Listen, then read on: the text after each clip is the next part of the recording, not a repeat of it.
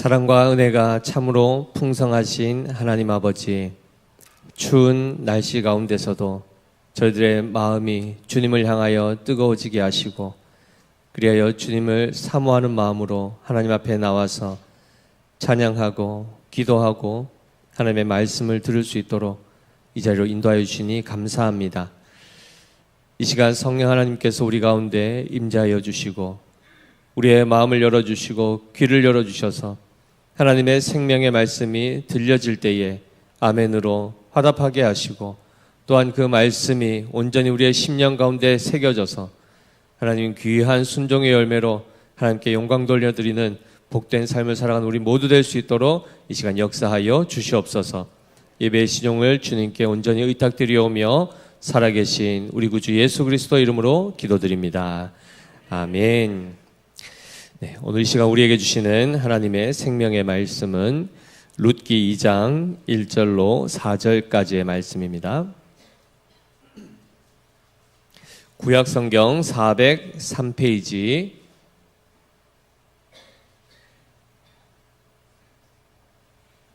룻기 2장 1절에서 4절까지의 말씀, 제가 하나님의 말씀 봉독하겠습니다. 나오미의 남편 엘리멜렉의 친족으로 유력한 자가 있으니 그의 이름은 보아스더라. 모압 여인 룻이 나오미에게 이르되, 원하건대 내가 밭으로 가서 내가 누구에게 은혜를 입으면 그를 따라서 이삭을 줍겠나이다 하니, 나오미가 그에게 이르되 내 따라 갈지어다 하매, 룻이 가서 베는 자를 따라 밭에서 이삭을 줍는데 우연히 엘리멜렉의 친족 보아스에게 속한 밭에 이르렀더라.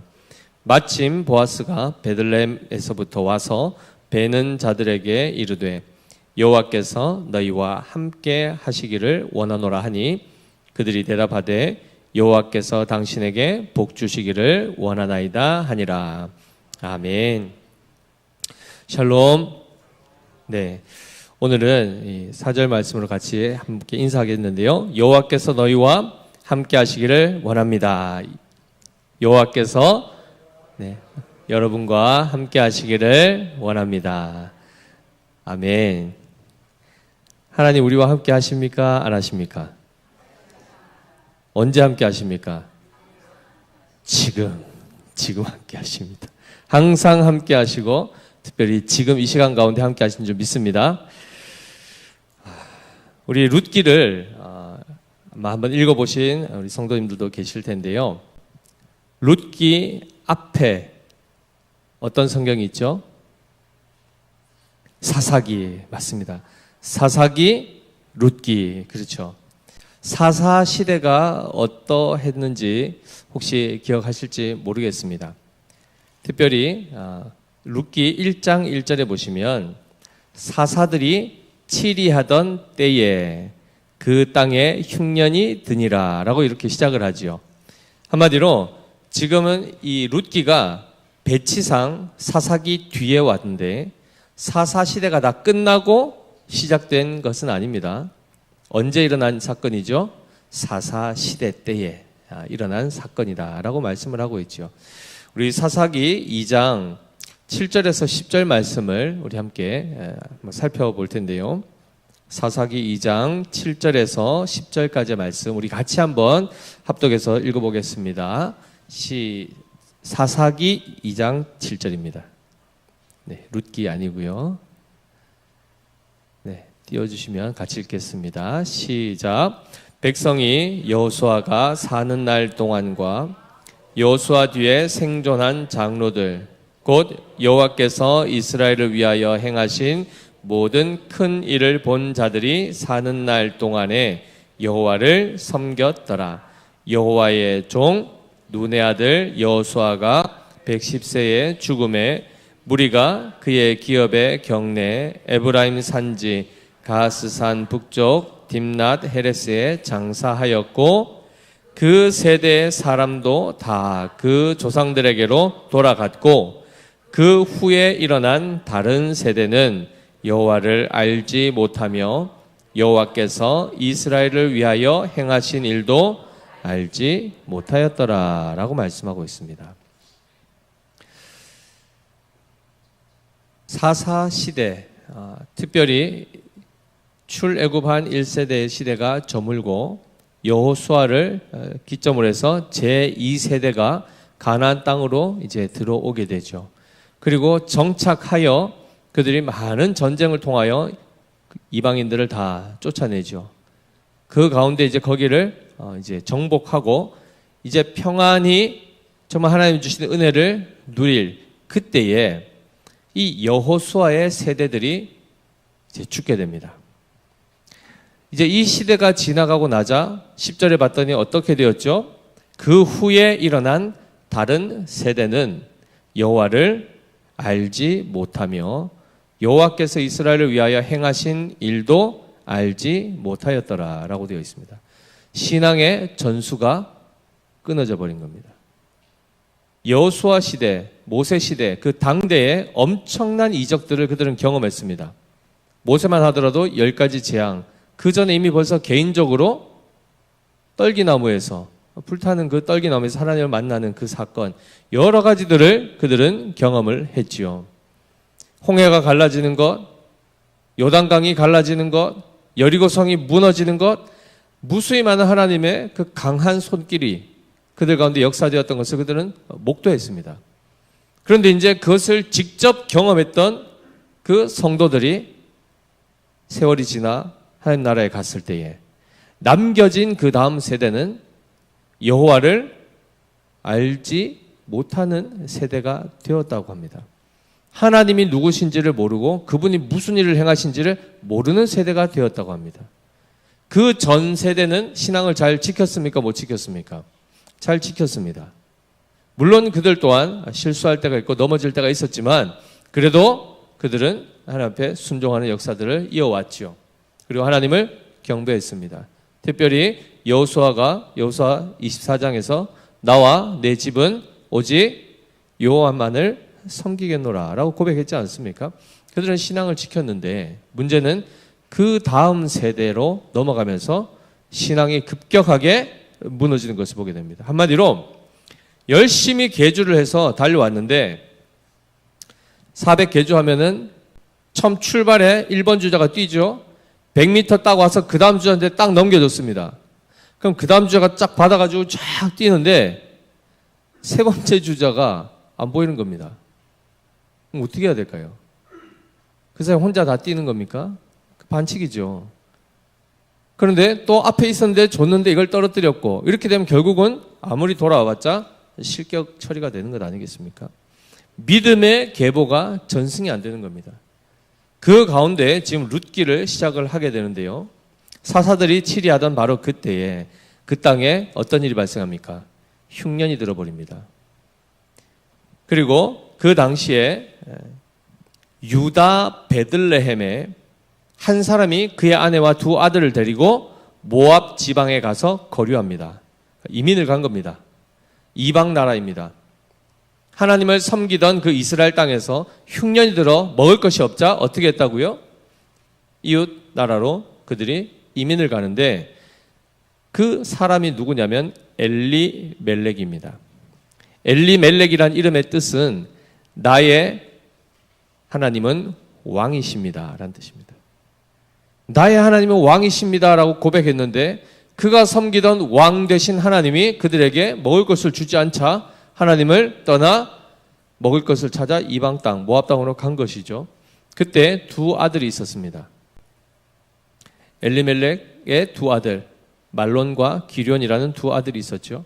그리고 그의 아내 이름이 바로 누구죠? 나오미입니다. 나오미. 그래서 나오미와 엘리멜렉이 두 아들을 데리고 이민을 갔는데 잘 살았으면 참 좋았을 것을 이민 가서 얼마 되지 않자 어떻게 되냐면 3절에 보면 나오미의 남편 엘리멜렉이 죽고 나오미와 그의 두 아들이 남았다라고 얘기합니다. 그런데 아직 자녀들이 결혼하기 전입니다. 그러면 이 엘리멜렉과 나오미 나이가 어떨까요? 많을까요? 적을까요? 적지요. 젊을 때 아이들을 데리고 두 아들을 데리고 갔습니다. 그리고 남편이 거기서 죽어버립니다. 이방 땅에서. 한번 상상해 보십시오. 굉장히 사실 두려울 수밖에 없는 그 나오미의 입장에서 보면, 만약에 저희가 중국에 갔을 때 마찬가지죠. 중국에 있을 때 메이드 인 차이나 하윤이가 이제 임신이 됐죠. 만들어지기는 중국에서 만들었습니다. 태어나긴 한국에 와서 태어났습니다. 첫째가 태어나고 5개월 됐을 때 저희가 캐나다로 이제 이민을 가게 됐죠. 그리고 거기서 5년 만에 둘째가 이제 거기서 태어나서 호윤이는 이중 국적자입니다. 반은 한국 사람, 반은 캐나다 사람입니다. 아직까지는. 나중에 결정을 해야 되겠지만.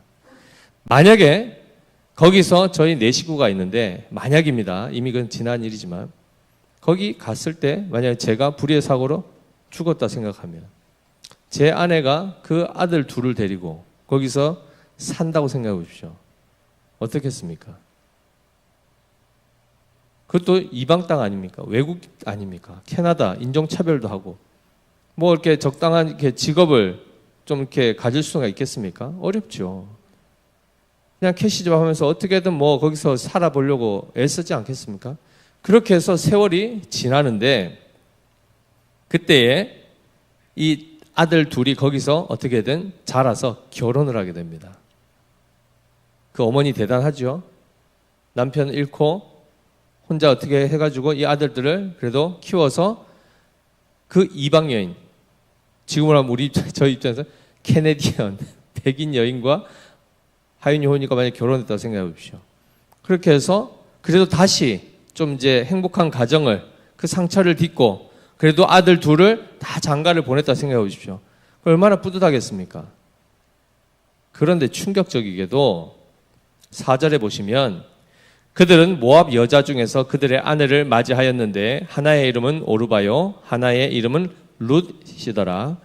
그들이 거기에 거주한 지 10년쯤에 5절에 보면 말론과 기럨 두 사람이 다 죽고 그 여인은 두 아들과 남편의 뒤에 남았더라라고 되어 있습니다. 결혼을 다 시켰는데 거기 거주한 지 10년 만에 두 아들이 만약에 불의사고로 죽었다. 며느리 둘만 남고 자기도 과부가 되고 며느리 둘도 지금 과부가 된 상황입니다.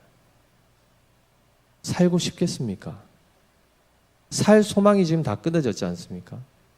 지금은 그래도 여성분들이 직업을 그래도 가질 수 있고 뭐 돈이라도 이렇게 생계를 꾸려갈 수 있다고 치지만 고대만 하더라도 과부들은 이미 생존권 자체가 굉장히 위협받는, 그나마 두 아들이 있어서 그래도 버티고 살았는데 그 기둥 같은 두 아들을 다 잃고 나니까 그 나오미가 살 수 있겠습니까? 살 수 있겠습니까? 그런 상황이라 그러면. 그런데 잘 보십시오. 이들이 지금 누구입니까? 이스라엘 백성들입니다. 남편의 이름은 나의 하나님은 왕이십니다 라고 신앙 고백의 이름이 뜻이 담겨있는 이름을 가지고 있었던 신앙의 가족 아닙니까? 그런데 그들 안에 감당할 수 없는, 우리가 상상만 해도 와 어떻게 그렇게 살 수 있을까라는 그 불행이 10년을 터울 두고 겹쳐서 일어났습니다. 겨우 마음 진정하고 그래도 추스리고 살았는데, 자식들 때문에라도 버티고 살았는데 자식마저 잃어버렸을 때, 잃게 되었을 때 당장 무슨 생각 드시겠습니까? 살고 싶으시겠습니까? 그런데 이 모든 일들이 지금 왜 이렇게 일어났는지, 무엇 때문에 일어났는지 신앙을 가지면 대번에 어떤 생각이 드시죠? 하나님이 나에게 왜 이러시는가? 라고 딱 바로 가게 됩니다. 당장 내가 그래도 어떻게든 믿음을 가지고 어떻게든 가정을 좀 세워보려고 이렇게 열심을 내는데 하나님 저한테 왜 이러십니까? 라는 생각이 안 들겠습니까?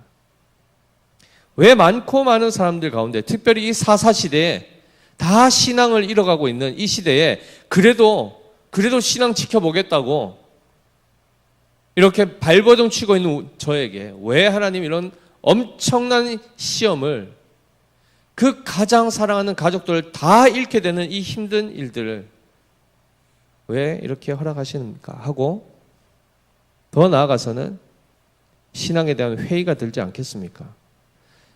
잘 신앙을 지켰더니 불행이 또 와버렸지 않습니까? 살 소망이 거의 끊어진 상태였습니다.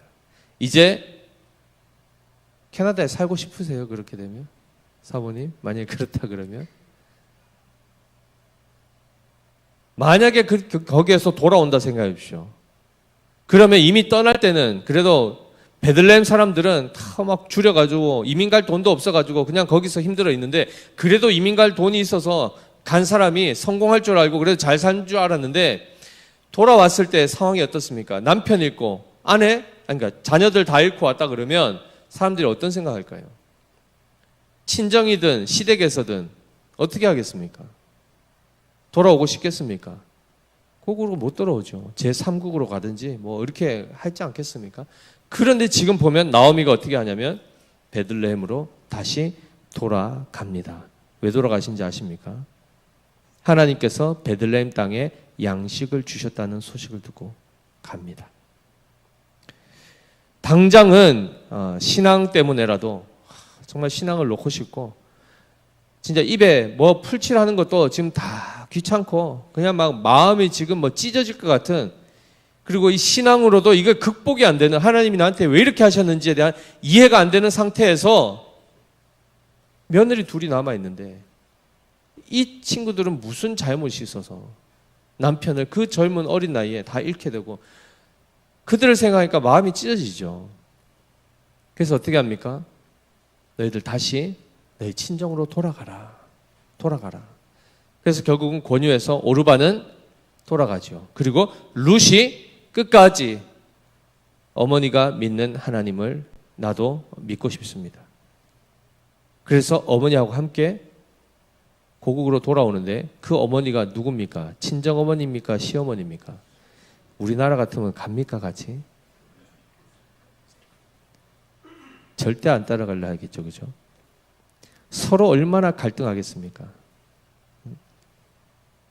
나오미 입장에서는 그 룻, 오르바, 니들 때문에 너네들은 다 내 아들 생때 같은 아들들 너가 잡아먹었다 그러고 막 집에 여자가 잘 들어야 돼, 온갖 욕 다 안 하겠습니까? 근데 당장 그 말 할 수 있습니까? 없습니까? 못하죠. 본인도 이미 그 처지에서 자기 남편을 잃었지 않습니까? 정말 동병상련 안에서 서로가 비록 시어머니와 며느리지만 그 아파하는 마음이 이제 통하는 것이죠. 어쨌든 룻이 정말 이렇게 결단하고, 어머니를 내가 떠나면 하나님이 나를 저주하셔도 난 그걸 달게 받겠습니다 정도로 말할 정도로 그가 결사각오를 하고 어머님 따라가겠다 하니까 결국은 따라오죠. 그리고 나서 당장 먹고 살 게 없으니까 어떻게 합니까? 네, 룻이 오늘 말씀하죠. 모압 여인 룻이 나오미에게 이르되, 시어머니한테 이야기하는 겁니다. 2절입니다. 원하건대 내가 밭으로 가서 내가 누구에게 은혜를 입으면 그를 따라서 이삭을 죽겠나이다 하니, 나오미가 그에게 이르되 내 따라 갈지어다 하매. 시어머니랑 둘이 이제 살아야 되는데 생계가 막막하니까 어떻게 하죠? 밭에 가서 이삭을 추수할 때 그 떨어져 있는 알곡들 그 주워서 내가 그래도 우리 먹어야 되지 않겠, 생계를 그래도 좀 이어가야 되지 않겠습니까? 해서 허락을 받고 가게 됩니다. 그러니까 지금 이들의 삶을 보면 지금 단순히 뭐 여가를 즐기고 뭐 여행을 하고 이럴 지금 상황이 아닙니다. 당장 하루를 버텨야 됩니다. 그 가운데서 사람들의 그런 뭐 이야기들, 수군수군됨, 2차 가해, 3차 가해, 그리고 세상에서 거의 이 사회에서 매장이 될 수밖에 없는 그런 수군수군되는 그 상황 가운데서도 나오미하고 룻은 지금 뭘 하죠? 거기에 귀를 닫습니다. 그리고 당장 시어머니 어떻게든 잘 봉양하려고, 그리고 자기가 생계를 이어가기 위해서 남의 집에 가서 허리를 숙여가면서 그 뒤에 따라다니면서 정말 기구하지만 그 나달을 주워가는 모습을 보게 됩니다. 비참합니까? 안 비참합니까? 만약에 하나님께서 우리의 삶을 그렇게 그 길로 인도하신다 그러면 가시겠습니까? 안 가시겠습니까? 손들라면 또 서로 눈치 보느라 안 드시겠죠. 마음에 한번 생각해 보십시오. 나 같으면 이 상황이라면 신앙을 계속 유지하겠는가 그렇지 않겠는가 생각해 보십시오. 놀랍게도 그런데 그렇게 해서 결국은 가게 되죠. 3절을 보시면 룻이 가서 베는 자를 따라 밭에서 이삭을 줍는데 그 다음에 뭐라고 되어 있습니까?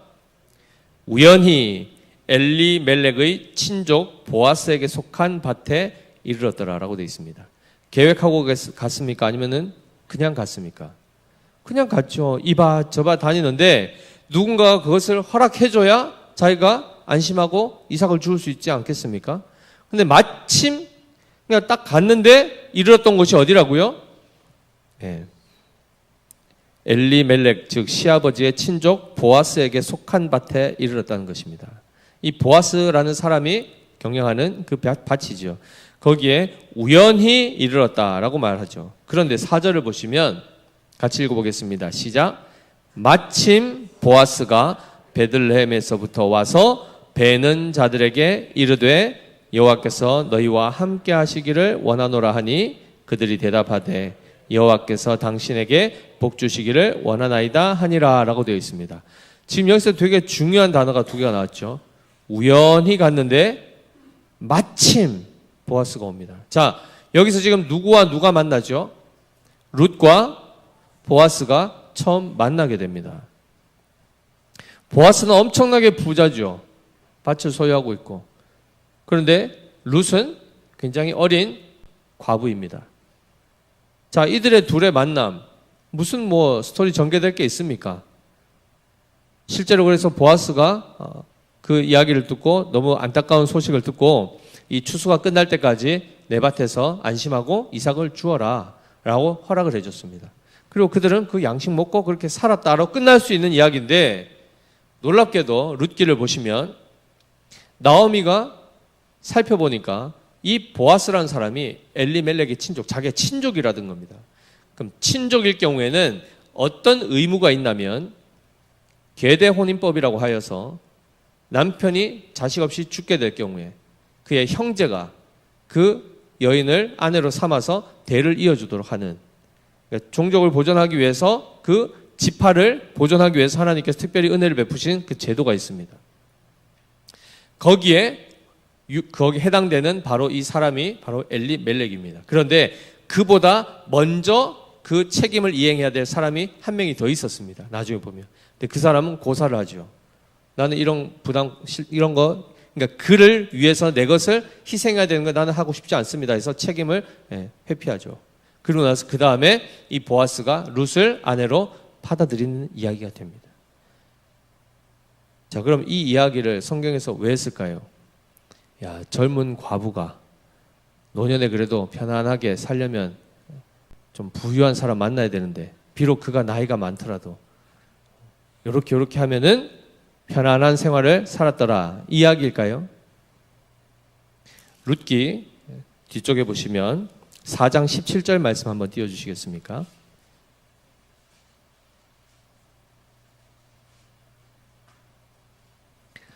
(4장 17절) 같이 읽어보겠습니다. 시작. 그의 이웃 여인들이 그에게 이름을 지어주되 나오미에게 아들이 태어났다 하여 그의 이름을 오벳이라 하였는데 그는 다윗의 아버지인 이새의 아버지였더라 라고 되어 있습니다. 자, 이 이야기의 끝이 어떻게 되죠? 룻과 보아스가 결혼하여 아이를 낳았는데 오벳을 낳았다로 끝납니다. 오벳이 근데 알고 보니까 누구죠? 이새의 아버지요 다윗의 할아버지가 되죠. 자, 이 이야기를 잘 보시면 믿음의 계보가 끊어져 가고 있는 이 암울한 시대 가운데 특별히 흉년이라는 엄청난 기근 때문에 많은 사람들이 곤고하고 곤핍한 상황 가운데 있었습니다. 그 가운데 나오미와 엘리멜렉이 이민 가서 정말 불행의 불행이 겹쳐지는 그 힘겨운 상황들을 십수년을 감당하고 다시 빈털터리로 비참하게 고국으로 돌아왔는데 거기에서 보아스라는 이 사람을 만나게 되고 그리고 룻과 보아스가 계대 혼인으로 결혼을 하게 됩니다. 그리고는 오벳을 낳았다라는 이야기가 바로 룻기의 핵심인데 이 이야기가 뭘까요 도대체? 우리에게 이 말씀을 통해서 우리 뭘 깨닫게 하실까요? 결국 나중에 살펴보니까 이 룻과 보아스 그들은 누구를 낳았다고 했죠? 오벳을 낳았고 오벳은 이새를 낳았고 이새는 다윗을 낳습니다. 자, 그러면 보아스와 룻이 다윗을 낳을 거를 생각하고 결혼했을까요? 자기들의 후손 가운데 우리가 이렇게 우리 두 사람이 결혼하면 우리 후손 가운데 다윗이 태어날 겁니다. 계획하고 결혼했습니까? 그렇지 않죠.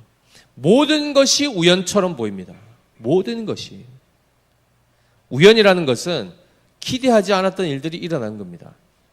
좋은 일도 우연일 수 있고 나쁜 일도 우연일 수 있겠죠. 남편이 죽은 것도 그들 눈에는 우연입니다. 원인을 알지 못합니다. 왜 죽었는지를 모르죠. 갑자기 아들 둘을 잃은 것도 마찬가지입니다. 그런데 지금 이렇게 보아스를 만나서 결혼해서 오벳을 낳게 되는 것, 이것 또한 그들에게는 사실 상상할 수 없었던 일이고 그의 후손 가운데에 다윗 왕이 나올 줄은 그들은 꿈에도 몰랐을 것입니다. 그런데 잘 보십시오. 다윗이 누구입니까? 그렇죠. 이스라엘의 왕일 뿐만 아니라 그를 통하여 누가 오시죠? 예수 그리스도, 메시아의 계보가 이어지게 됩니다. 그런데 한마디로 말하면 하나님께서는 하나님의 나라를 세우시기를 원하시는데 그 나라의 왕으로서 예수 그리스도를 예비하셨습니다. 그리고 그를 누구를 통해서 오게 하시는가? 다윗을 통해 오게 하시죠. 그리고 그 위에 이새를 통해서, 그 위에 오벳을 통해서, 그 위에 보아스를 통해서 오게 하십니다. 그런데 보아스가 어떤 사람이었는가? 보아스는 유력한 사람이라고 했습니다.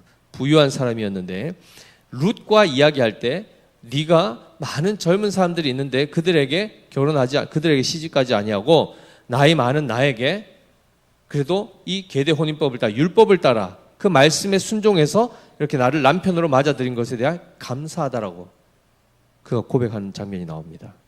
나이가 많은 사람이었습니다.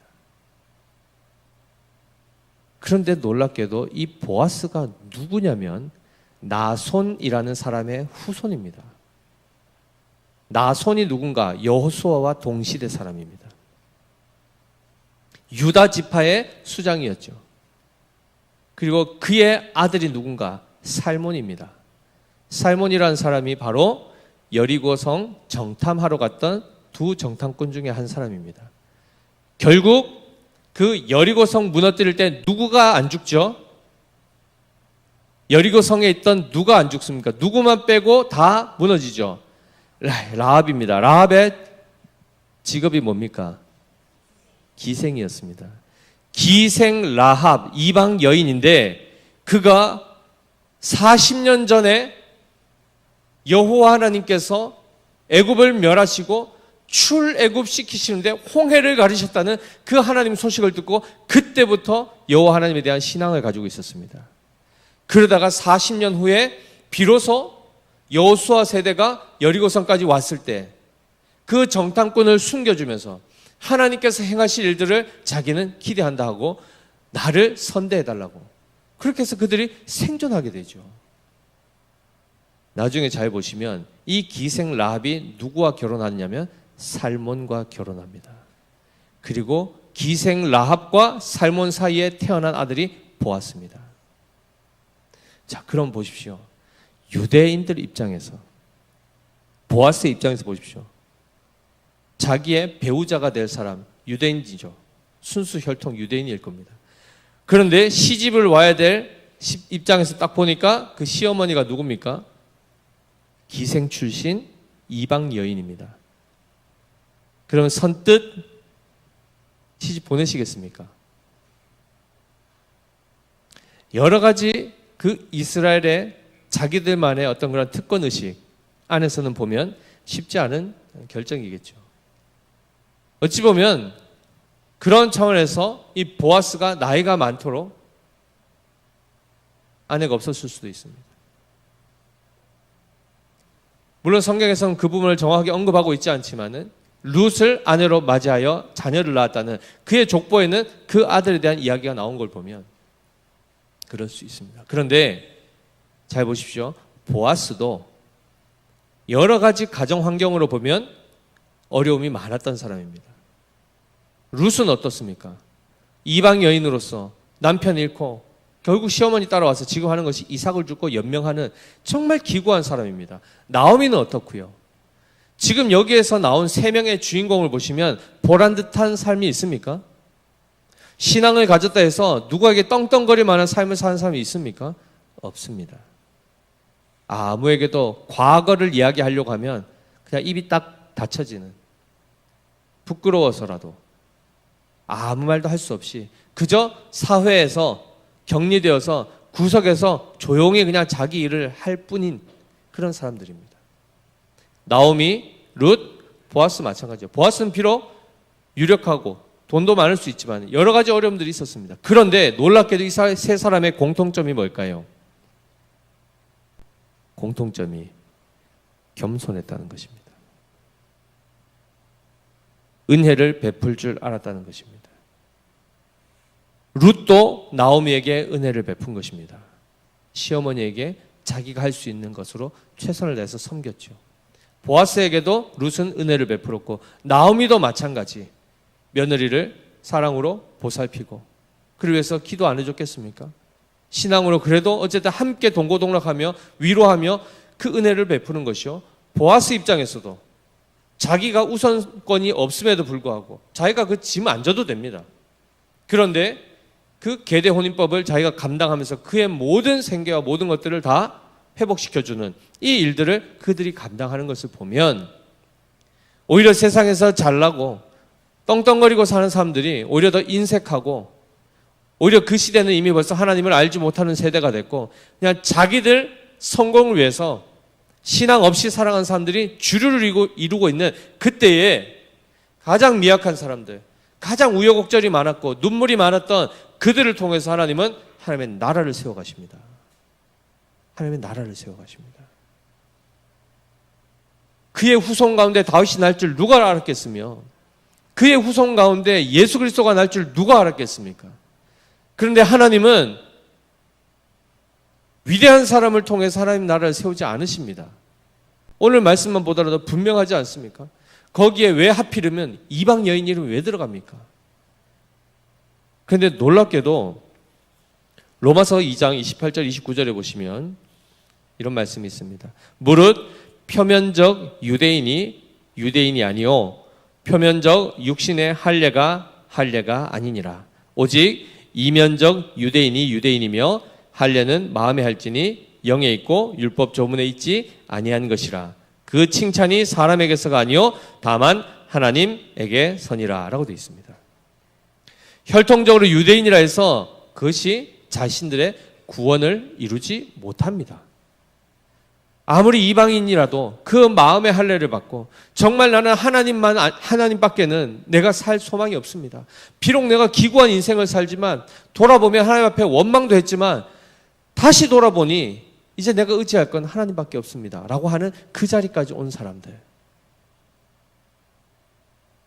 모든 믿음의 가정 가운데서 그저 대대로 신앙생활을 해왔던 분들도 있겠으나 아무도 믿지 아니하는 그 가정 가운데 처음 예수를 믿어 구원을 받고 그리고는 모든 관계 가운데서도 어색하고 불편한 그런 상황 가운데서 예수 믿고 나서 그래도 잘 되면 예수 믿어봐라 이렇게 잘 된다라고 이야기를 할 건데 믿고 나서 오히려 더 안 되고 더 어려워지고 명함 내밀 것도 없죠. 예수의 예자도 못 꺼내겠죠.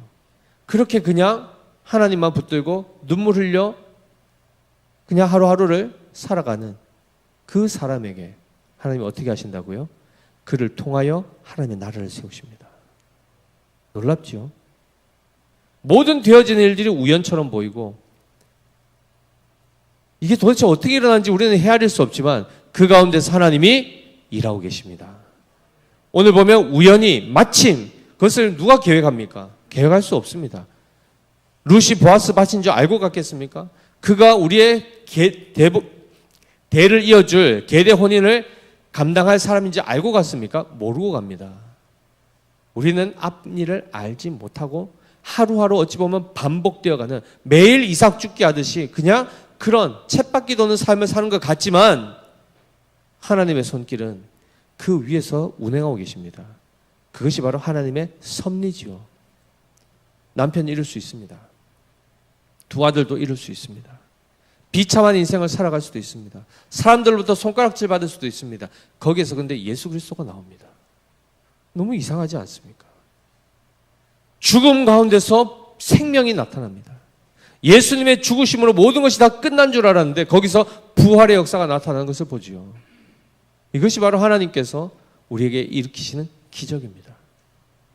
하나님은 유명한 자를 택하지 않으십니다. 곧 유명하다 함은 교만한 자, 스스로 자기 힘으로 자기의 삶을 끊임없이 성공으로 이끌어가기 위해서 열심히 살아가는 사람, 그런 사람들은 하나님을 찾지 않지요. 오히려 어렵고 가난하고 정말 의지할 데 없는 사람, 그들이라고 해서 다 하나님 믿을 것 같습니까? 그렇지 않습니다. 가난한 분들 중에도 여전히 마음이 강팍하고 교만한 분들은 하나님 찾지 않습니다. 중요한 것은 특별히 어려움 가운데 있을 때 인간은 자기 한계에 부딪히게 되고 스스로가 자기를 구원할 수 없음을 알게 될 때 비로소 그때에 그래도 하나님을 찾을 가능성이 열린다는 것입니다. 놀라운 것은 지금 이 일을 누가 행하고 계십니까? 그 남편의 생명 누가 걷어가셨습니까? 그 아들들의 생명 누가 걷어가셨죠? 하나님이. 베들레헴의 양식을 누가 주셨죠? 하나님이. 기근을 누가 허락하십니까? 하나님이 하십니다. 보아스의 밭에 가서 그에게 호의를 베풀도록 하나님께서 그의 마음을 감동하신 것 누가 하십니까? 하나님이 하십니다. 그 두 사람 안에서 오벳이 태어나게 하시는 것 누가 하십니까? 하나님이 하십니다. 그의 계보를 이어 다윗, 그의 계보를 이어 예수 그리스도가 오게 하시는 것 하나님이 하십니다. 따라서 우리 눈에는 모든 것이 우연처럼 보이고 도대체 이게 내일이 어떻게 될지 모르게 보이는 이런 불안정한 이 하루하루의 삶들, 그러면서 특별한 반전 없이 그저 뭐가 이렇게 좋아지는 것보다는 안 좋은 것들만 계속 반복되는 것처럼 보이는 이 일상, 하나님은 안 계신 것 같고 하나님은 지금 나를 떠나신 것 같고 내가 겪게 된 이 모든 고난들은 하나님이 징계하시는 그냥 매와 같은, 그냥 그렇게만 해석할 수밖에 없이 살아가는 우리의 삶 가운데 하나님은 하나님의 선하신 뜻 안에서 우리 안에서 선한 일들을 이루고 계십니다. 아멘이 되십니까? 아멘입니다. 따라서 우리의 비참함 때문에 주눅들 필요가 없습니다. 우리는 무엇만 하면 됩니까? 하나님을 철저하게 의지하면 됩니다. 고난 중에도 하나님 의지하는 겁니다. 가난 중에도 상처받을 수밖에 없는 일들을 지나감에도 우리는 하나님을 의지하면 됩니다. 하나님께서 지금도 살아계시고 이 일이 우연처럼 보여서 나는 이것이 해석되지 않지만 하나님께서 지금 나와 함께 하시고 내 안에서 하나님은 선한 일을 이루고 계시다는 사실을 우리는 믿고 하루하루를 성실하게 살아가시면 됩니다. 겸손하게 살아가시면 됩니다.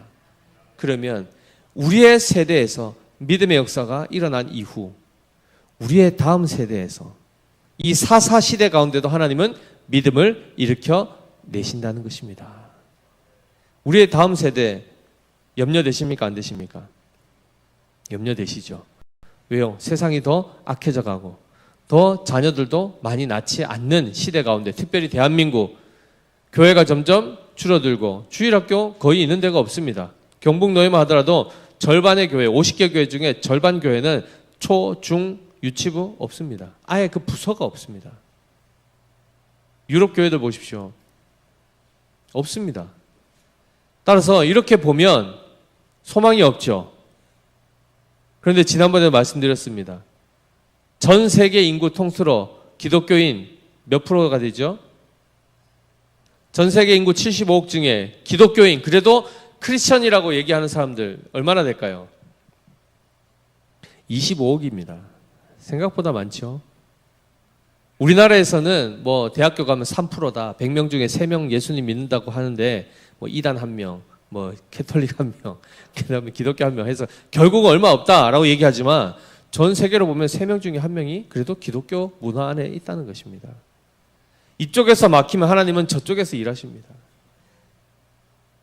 유럽이 막히면 하나님은 아프리카 또한 아메리카에서도 일하시죠. 놀라운 것은 베들레헴이 되었든 모압 땅이 되었든 어느 지역이 되었든 하나님은 살아계시고 하나님은 구약에서부터 신약에 이르도록 지금에 이르도록 또한 장차 주님 오신 그날까지 하나님이 역사하십니다. 놀랍게도 하나님은 하나님의 나라를 지금까지 세워가신 일에 실패하신 적이 없으시고 그 일들을 세워가심에 있어서 연약한 자들을 세우십니다. 겸손한 자들을 세우십니다. 그리고 그들을 통해서 믿음의 계보가 이어지게 하십니다. 따라서 우리는 우리가 할 것 뭐죠? 겸손히 하나님을 온전히 신뢰하고 의지하는 믿음을 잘 지키는 이 삶을 매일 살아가는 것. 이것이 우리가 오늘을 살아갈 때 마땅히 하나님 앞에서 살아갈 합당한 본분이라는 것이죠. 여호수아 시대가 지나가고 잠시 동안 다른 세대도 출현할 수 있습니다. 암흑기가 올 수 있습니다. 신앙의 정체기가 올 수도 있습니다. 그러나 하나님의 나라는 그 가운데서도 계속 이어진다는 사실을 기억하십시오. 따라서 우리는 세상의 환경 보고 절망할 필요 없습니다. 세상에 나타난 어떤 현상들 때문에 불안해하거나 우왕좌왕할 필요 없습니다. 우리는 오늘 이삭을 줍는 겁니다. 오늘 성실하게 또 밭에 나가는 것입니다. 그 가운데서 하나님께서 인도하시는 것을 따라서 하루하루 믿음으로 살아가면 그 안에서 하나님은 많은 기쁨의 역사들을 일으키실 것입니다. 나오미의 뜻이 바로 기쁨입니다. 그리고 나오미가 베들레헴에 돌아왔을 때 자기 이름을 마라라고 하라라고. 마라가 무슨 뜻이죠? 쓰다라는 뜻입니다. 마라탕의 마라 아닙니다. 그렇죠? 마라, 히브리어 마라. 너무 인생이 비참하고 공고했으나 나중에 어떻게 됐죠?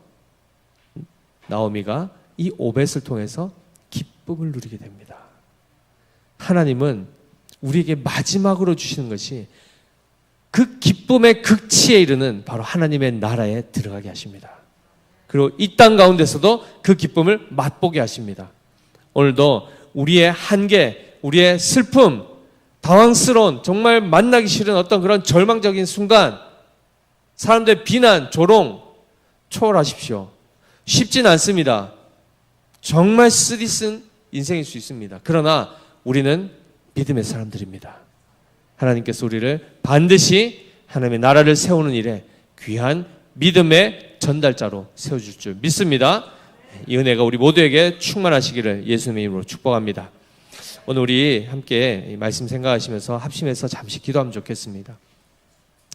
하나님, 우리는 우리의 믿음을 지키는 것도 쉽지 않지만 더 나아가서 이 믿음을 우리의 다음 세대에게 전수하는 것도 만만치 않은 삶을 살아가고 있습니다. 그러나 하나님께서 우리에게 은혜를 베풀어 주시고 우리가 비록 세상에서 세상이 바라는 이야기하는 성공이 아닌 정말 하나님 보실 때에 참으로 온전한 믿음으로 승리하는 믿음의 성공자들 될 수 있도록 은혜 주시기를 이 시간 같이 기도합니다.